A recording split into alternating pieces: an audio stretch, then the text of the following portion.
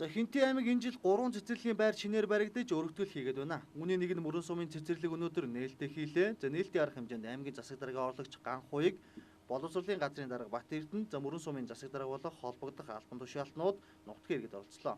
За өнөөдөр нээлттэй хийж байгаа тус цэцэрлэг нь нийт 654 сая төгрөгийн хөрөнгө оруулалттай бөгөөд 13 багш ажилчидтай 75 хүүхдийн цэцэрлэг юм. За барилгын ажлыг тэгшүүрээ компани гүйцэтгэсэн байна.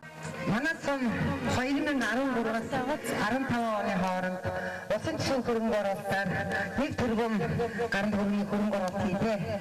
За өрөөл мэндийн 10 ортой өрөөл мэндийн төвийн барилга өнөөдөр ийм нийт хийж байгаа 50 ортой хүүхдийн цэцэрлэг барьсан байна.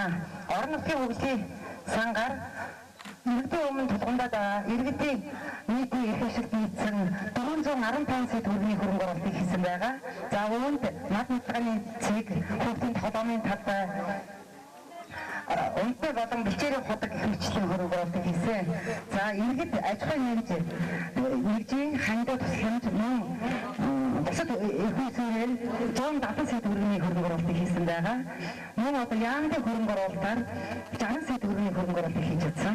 Цэцэрлэгийн нээлттэй ажиллагааны үеэр тус хамт олонны үеийн ахмад ажилчдаа хүлээн авч хүндэтгэл үзүүлсэн юм. За мөн урагдан очсон зочид төлөөлөгчд үг хэлж баяр хүргэлээ. За ингээд манай цэцэрлэг 1964 онд нэг бүлэгтэй 25 хүүхэдтэй 3 ажилчтай анх үйл ажиллагаагаа нээлттэйсэн байна. Ингээд 1977-оос 77 он хүртэл 3 бүлэгтэй явж ирсэн.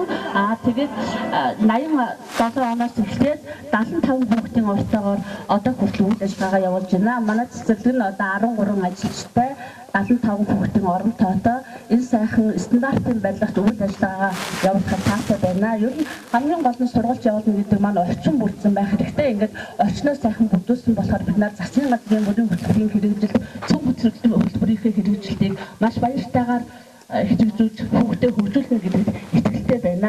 Дашнам дуртагт аймгийн засаг даргын мөрийн хөтөлбөр тусгагдсны дагуу сүүлийн 3 жилийн хугацаанд Дадал, Гал шар, Борон дөр, Жаргалтгаан, Мөрөн хэрлэн гэсэн 6 сумдад цэцэрлэг шинээр баригдаж ашиглалтанд ороод байгаа. Аймгийн хэмжээнд энэ оны байдлаар улсын 32 цэцэрлэг, хувийн хвшлийн 2 цэцэрлэг гээд нийтдээ 33 цэцэрлэг үйл ажиллагаагаа явуулж 6000 гаруй цэцэрлэгийн насны хүүхэд хамрагдаж байна.